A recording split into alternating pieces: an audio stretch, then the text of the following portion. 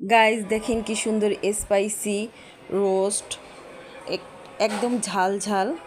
এই যে ব্রয়লার মুরগিগুলো কেটে নেওয়া হচ্ছে, ব্রয়লার মুরগিগুলো কেটে এখন বেরেস্তা করে নিচ্ছি। তারপরে রোস্টগুলো ধুয়ে পরিষ্কার করে এখন হলুদ মরিচ লবণ মেখে ডুবো তেলে ভেজে নেওয়া হচ্ছে। উল্টে পাল্টে ভেজে নেব।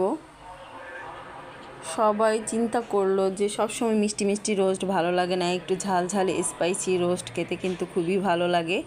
আর ব্রয়লার মুরগির রোস্টে একটু মাংস থাকে, বাচ্চারা ভালো মতো খেতে পারবে। আমি সমস্ত মশলা কষিয়ে নিয়েছি, আদা রসুন হলুদ মরিচ বেশি করে তেল দিয়ে। এখানে কিন্তু কোনো রোস্টের মশলা অ্যাড করিনি, এটা ঘরোয়া মশলা দ্বারা স্পাইসি করে রান্না করা হচ্ছে। সব ভাজা মাংসগুলো অ্যাড করে নেড়ে চেড়ে দেওয়া হচ্ছে। ভালো করে নেড়ে চেড়ে দিলে মশলাগুলো মাংসের সাথে ভালো করে লাগবে।